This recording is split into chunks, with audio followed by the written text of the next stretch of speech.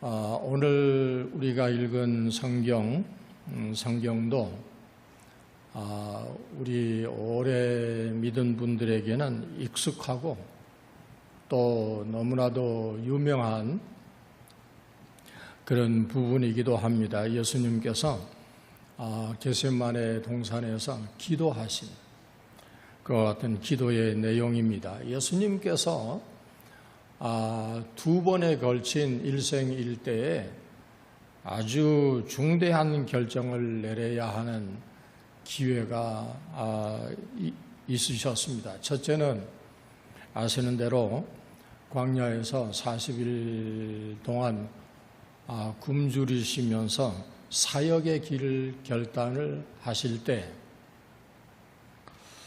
아주 혹독한 사탄의 시험, 세상에 횡포하고 있는 모든 사탄들의 시험을 다 받으시고 내리신 그 결론은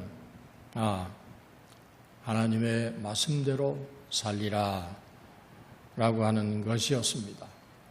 그 다음에 두 번째가 오늘 우리가 읽은 이 본문 죽음을 앞둔 이 겟세마네 동산에서의 기도입니다. 이때 결심은 내 원대로 마옵시고 아버지의 원대로 되기를 원하나이다. 주님, 하나님, 아버지, 내가 내 뜻대로 안 살고 아버지의 뜻대로 살겠습니다. 그런 결단을 하신 내용입니다. 생사를 건 결단의 기도였다는 것은 40절이 말씀을 해주고 있는데요. 그때 주님께서는 어떻게 결단을 하셨는지를 보면서 우리도 이 생애를 사는 동안 우리도 많은 결심을 해야 할 때가 있을 것입니다. 그런 생애 중대사를 앞에 두고 어찌 결단을 하고 결정을 해야 하는지를 좀 보고 배우려고 하는 것입니다. 김성회라고 하는 분이 리더를 위한 한자 인문학이라고 하는 책을 냈는데요. 상당히 인기가 있었습니다. 이분이 한 사자성어 풀이를 하면서 거기에 그 사자성어가 뭐냐면 호의 불결이라 하는 그런 용어가 나옵니다. 오늘날 왜 현대인들이 사자성어 풀이 좋아하잖아요. 저도 우리 교회 와서 몇 번 보았는데 행사 있을 때마다 이거 사자성어를 내놓고 물어보더군요. 그 정도가 되었습니다. 글자인데 네 글자만으로도 충분한 완전한 문장처럼 의사 전달을 할 수 있어서 아주 간편하고 사용하기가 쉬운 건 사실입니다. 한 작은 청년 그룹에서 사자성어 놀이를 하는데 한 10명 정도의 청년들이 모였습니다. 모여서 사자성어 한 서너 가지를 우리가 내고 가장 잘 풀이한 사람에게는 오늘 저녁값 면제 그런 걸 내걸고 이제 사회자가 문제를 냈습니다. 고진감래, 고생 끝에 낙이 온다 그런 뜻이죠. 그런 뜻인데 이걸 이제 다른 말로 재미있게 사자성어를 풀이를 해보라 나요. 고생 끝에 낙이 온다 그랬는데 이게 고생을 진탕하면 감기 몸살 온다. 이렇게 풀이를 했습니다. 이 사람이 가장 잘 했는지는 모르겠는데, 다음 문제입니다. 이심전심. 이심전심이 내 마음이 네 마음이다 그런 뜻인데 이심점시 아나요. 이순자 마음이 전두환 마음이다. 아주 멋들어지게 풀이를 했습니다. 그 다음에 요조숙녀. 요조숙녀가 뭐냐면 정숙하고 얌전한 숙녀를 요조숙녀라고 얘기를 하는데, 요조숙녀 그냥 단번에 풀어보라 했더니 나요. 요광에 조용히 앉아 잠이 든 여자. 잠이 든 여자. 참 아주 재미있게 풀었네요. 마지막에 하나 더, 중마고우.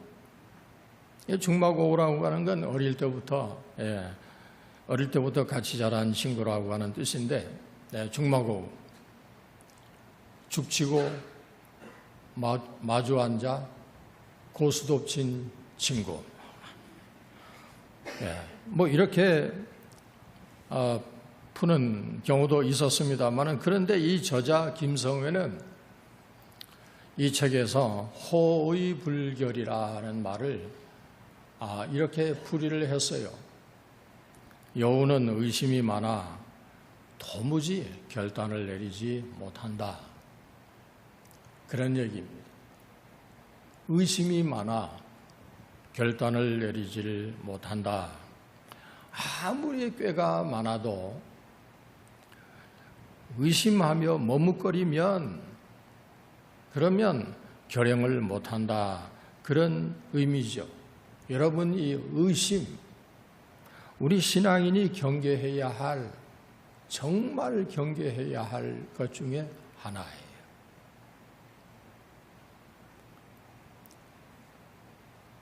혼자 앉아서 그림을 그리잖아요.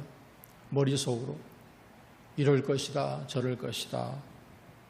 이렇게 계속 의심만 하고 머뭇거리다 보면은 정작 중요한 실천은 그러면 하지를 못하고 말 것이다 하는 것입니다. 우리 찬송도 하잖아요. 의심의 안개 거치고, 반주를 해주시면 내가 노래를 잘할 텐데 뭐 그럴 시간은 없고, 정말 우리 찬송도 부르잖아요. 의심의 안개 거치게 해달라고. 중요하게 결정을 해야 하는데 우리는 보통 나중에 뭐 교회에서 뭐 좀 부탁을 하면 다음에 하지요. 다음에. 그러고 그렇게 넘기고 제끼는 사람에게는 성취가 없어요.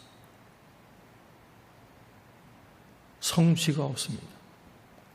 아무런 계획도, 그리고 나아가서 결정도 만약에 없다고 한다면 발전이 없는 거예요. 아침 묵상? 그거 다음에 하지. 새벽 기도, 오늘 좀 피곤한데. 가봤더니 누구도 안 나왔대. 안 나온 사람만 보이는 거예요. 기도, 성경 읽기, 시간 나면. 우리 미국의 미국 정책에 끊어지지 않는 흐름이 하나 있습니다. 새로 당선된 대통령 반드시 이제 퇴진하는 대통령을 예방하고 이런저런 얘기를 나누고, 대통령께서는 그동안 4년 동안 혹은 8년 동안 정치를 어떻게 하셨습니까? 이런 덕담도 나누고, 그게 인수인계, 다른 인수인계야 스태프들이 다 해주는 거니까 이 얘기를 나누는데, 그동안에 쭉 행해왔던 거 한 사람만 안 했습니다. 그렇게 해서 맥이 끊겼는데 아마 이어질 줄로 생각이 됩니다. 그 전임 대통령, 그러니까 퇴임 대통령 아이젠하워를 찾아간 신임 이제 대통령인 케네디가 아이젠하워에게 대통령으로서 가장 중요하게 해야 할 일이 뭐라고 생각이 되십니까? 그렇게 물었더니 아이젠하워가 해준 이 얘기입니다. 당신의 임무는 결단하는 일입니다. 많은 사람의 의견을 듣고 많은 토론을 거치겠지만, 그러나 마지막 결정은 그 결정은 당신이 해야 합니다. 그렇습니다. 우리 사람은요, 자신의 결단을 따라서 자신이 만들어집니다. 자신의 결단을 따라 자신이 만들어집니다. 매 순간의 결단으로 그렇게 자신이 만들어지지, 어느 날 갑자기 나라고 하는 사람이 하늘에서 뚝 떨어지는 게 이게 나다, 그런 거 없습니다. 좋은 것이든 나쁜 것이든 결정은 자기가 해야 하고, 그 결정이 자기 자신의 미래를 10년 뒤에 죽음 앞에서의 자신의 모습이 그래서 만들어지는 것입니다. 취향도 그렇습니다. 아이들 5, 6, 7, 8살 티네이저들 아이들 데리고 와가지고 자기가 좋아하는 옷 자기가 골라 사게 해야지. 아니야, no, 그거 아니야. 이거 사. 이렇게 해대면 그 아이 자기 결정 없어져. 자기 취향 없어져. 그러면 늘 누군가에게 의존해야 되고 누군가가 해주기를 바라고,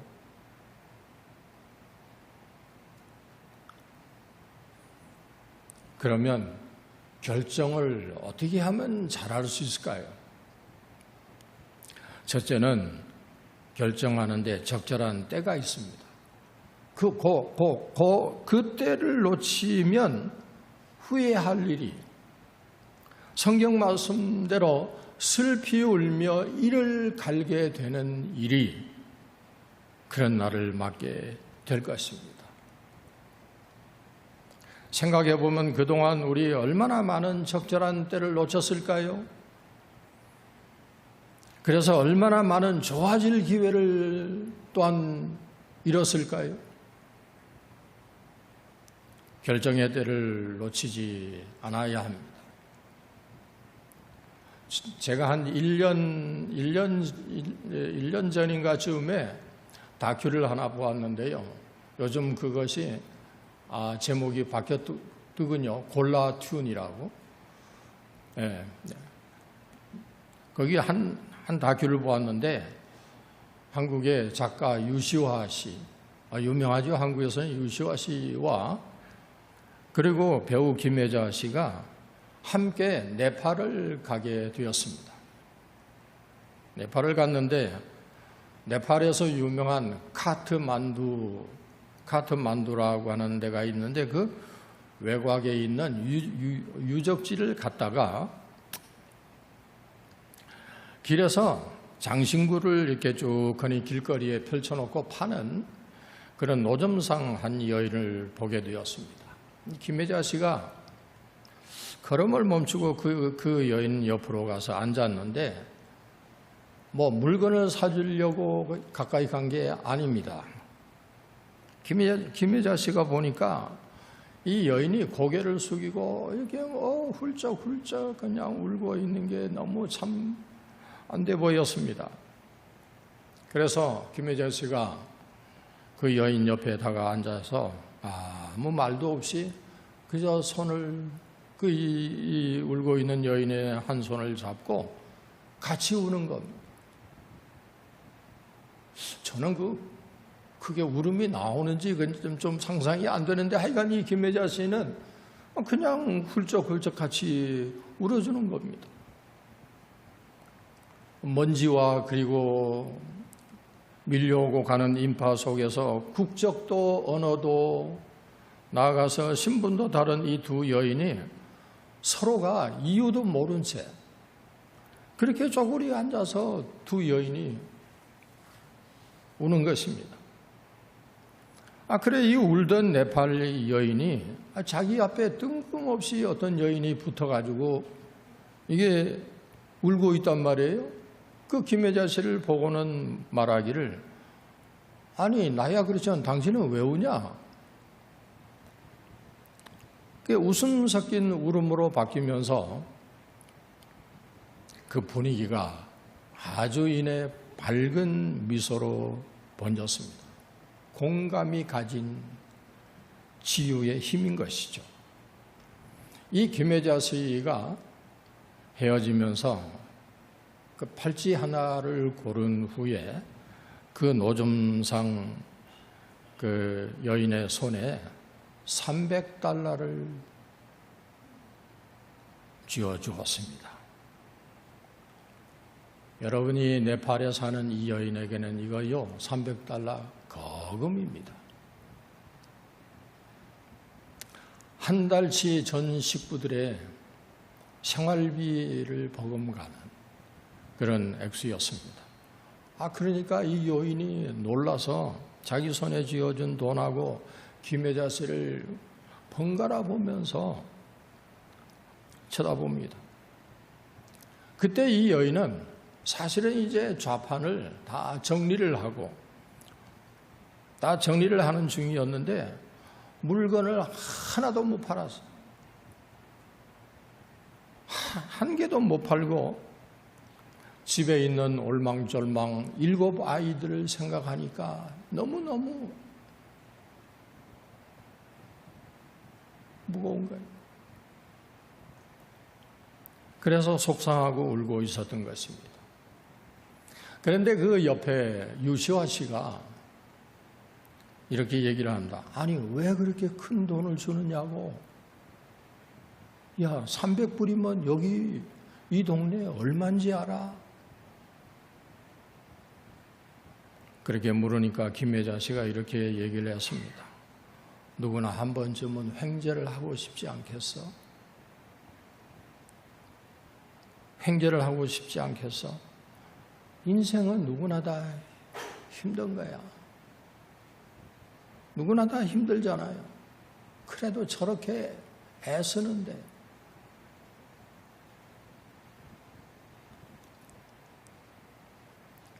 여러분과 제게도 한 번은 횡재할 때가 올 거예요. 저는 그 골라튠을 보면서 그런 생각한 거예요. 언젠가 나에게도 횡재할 때가 올 거야. 로또가 아니에요. 저는 그걸 확신합니다. 언제요? 주님 만날 때. 주님 만날 때입니다. 그때가 저는 횡재할 때라고 믿습니다. 왜 그렇습니까? 내가 한 일이 뭐 있다고 그런 큰 것, 그렇게 값진 것, 그게 $300 가지고 되겠어요? 그런 큰 구원을 내가 바랄 계제가 돼요? 저는 그런 계제가 못 돼요.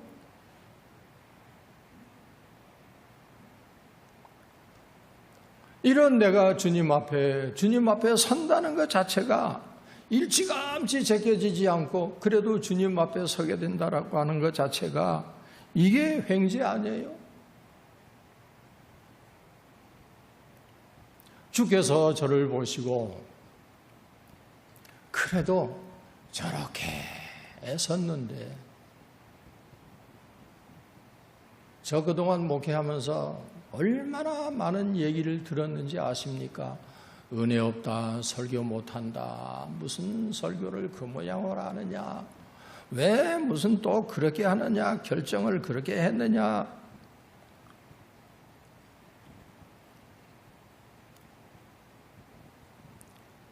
그렇게 속상하고 애쓰는 걸 저는 주님이 아실 줄로 믿어요. 왜냐하면 그분은 다 보시거든. 다 보시고 그 속 사람, 속 마음까지도 다 아시는 거니까. 저는 그러면서 여러분을 생각해서 여러분 교회를 위해서 얼마나 애쓰세요.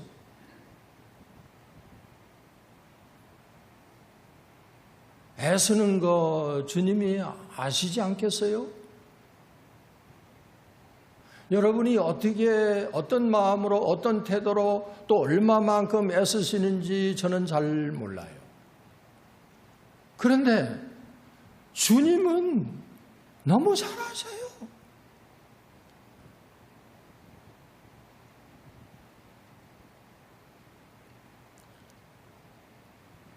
김혜자 씨도 그때 그냥 가던 길을 가고 싶었대요. 근데 가다가 뒷걸음질 쳐서 그 순간 이게 아니다. 내가 저 사람을 그냥 두고 가면 안 되지 싶어서 그냥 옆에 와서 앉아 주었다는 거예요. 아버지의 원을 이루어 드린 거예요. 내 마음이면 안 하지. 300불이 얼만데? 내 뜻이면 안 하지요. 근데 내 원이 아니었습니다.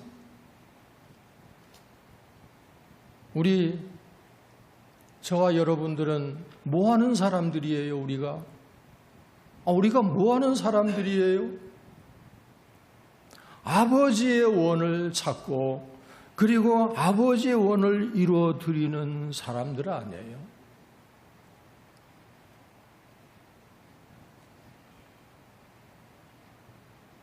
그런 순간순간에 적절한 결단으로 자신도 만들고 이웃도 만드는 것입니다.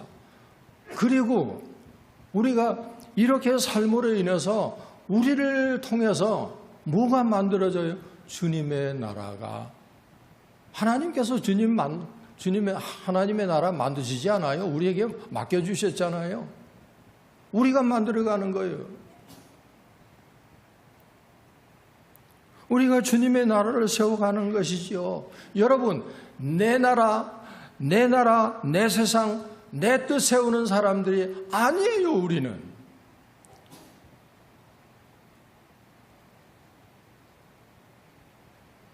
그렇게 만약에 내 뜻과 내 원대로 그렇게 집을 지어간다면 그거 창수, 바람 못 견뎌.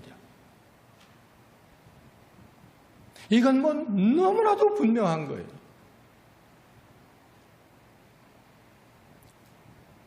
누가 주님을 만날 수 있을까요? 순간순간 이슬의 적삼 젖듯이 순간순간 작은 것, 그렇게 주님의 뜻을 이루면서 산 성도일 거예요. 두 번째로 어떻게 결정을 잘할 수 있을까요? 멀리 내다보고 결정을 해야 합니다.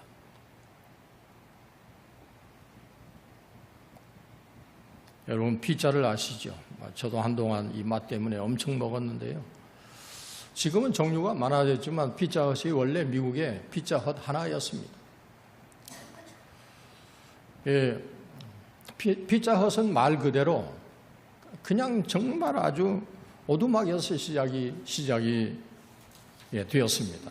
카니 형제, 두 형제가 학비 조달 좀 해보려고 용돈 마련하고 그러려고 엄마에게 600불을 빌려가지고 시작한 건데 이게 20년, 10년을 내다보면서 지금 방법이 아니라 손님들 앞에 아주 뜨끈뜨끈한 피자 구워서 신속하게 내놓는다. 그런 걸 원칙으로 사업을 확장했는데 여러분 현재 매주 1,400만 명이 세계에서 먹고 있다네요. 무슨 결정을 하되 길게 내다보아야 합니다. 근시안적이면 멀잖아 문 닫아요. 왜 이렇게 내 마음대로 안 되나? 현재만 보아서. 현재의 나만 보지 말고 하나님 앞에 서게 될 그때 그날을 내다보면서 사는 긴 안목을 소유한 생을 만드는 일, 그게 저와 여러분의 일입니다. 또 한 가지 있습니다. 세 번째는 내 원대로, 오늘 본문에 나와 있는 대로 내 원대로가 아니라 아버지의 원대로 되어야 하는 것입니다. 즉 우리의 결정이 주님의 방법을 따라야 합니다. 주님의 방법을 따라야 합니다. 오늘 예수님께서 하신 기도 내용 중에 우리가 빠뜨려서 안 될 중요한 포인트가 있습니다. 당시에 주님은 죽음이 기다리는 예루살렘 행을 놓고 기도하셨습니다. 내 원대로가 아니고 아버지의 원대로 되어야 합니다. 그리 되게 하옵소서. 하나님께 자신을 맡기겠다, 그거였습니다. 그런 후에 아주 흔들림 없이 그 길을 가셨습니다. 하나님이 원하시는 길이었습니다. 예루살렘에서는요, 무덤을 파놓고 예수님이 올라오시기를 아주 기다리고 있었습니다. 예수님이 다 아셨습니다. 내 마음이면, 내 뜻대로면 안 가지요. 아니, 죽이는 사람이 무덤 파놓고 기다리고 있는데 누가 가요?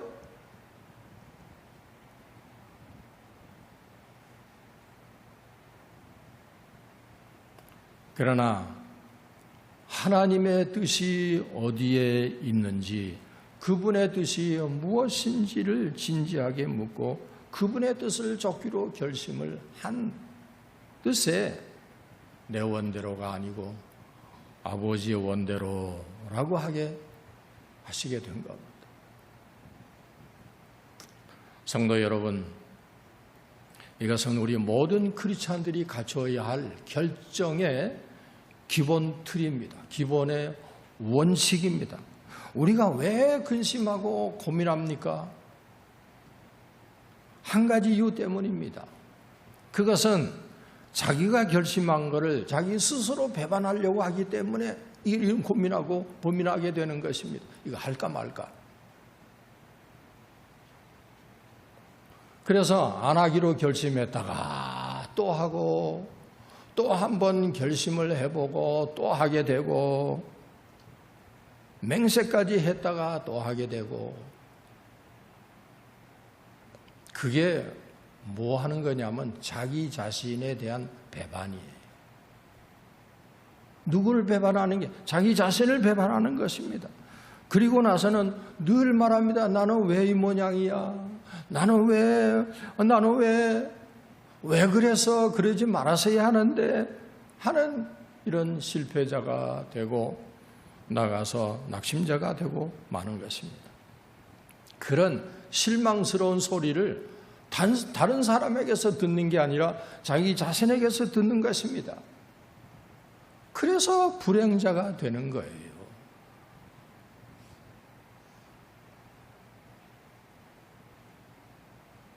우리는 우리의 결정을 어떻게 하고 있습니까?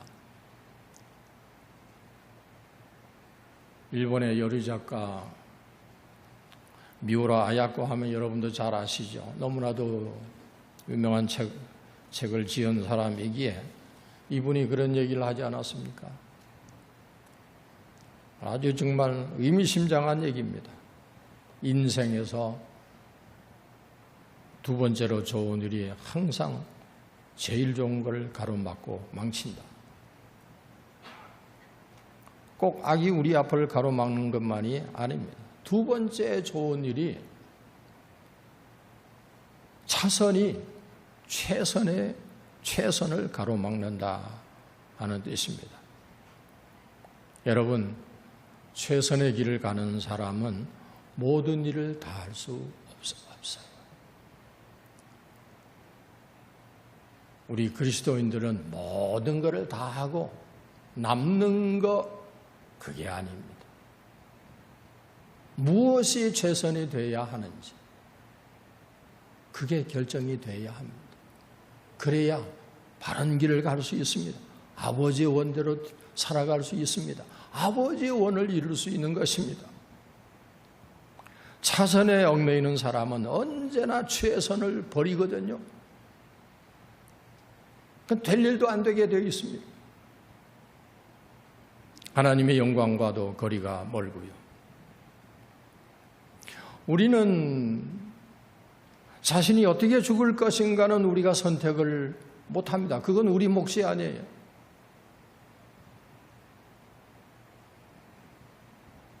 다만 우리가 선택할 수 있는 것은 지금 내가 어떻게 사느냐, 지금 내가 어떻게 사느냐 하는 것입니다. 난 지금 어떻게 살고 있을까요? 혹 아버지 원대로 마옵시고 내 원대로 되게 하옵소서라고 억지를 부리고 있는 것은 아니십니까? 이것이 역행으로 가는 길이고 배반으로 가는 길이고 이게 망하는 길입니다. 가룟 유다 보세요. 더 대드릴까요?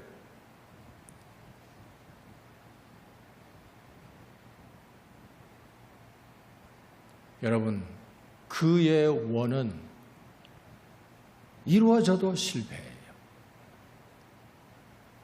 아버지의 원대로가 성공입니다. 아버지의 원대로, 그 사람 앞에, 아버지의 원대로 그 사람 앞에 천국길이 열려 있는 겁니다.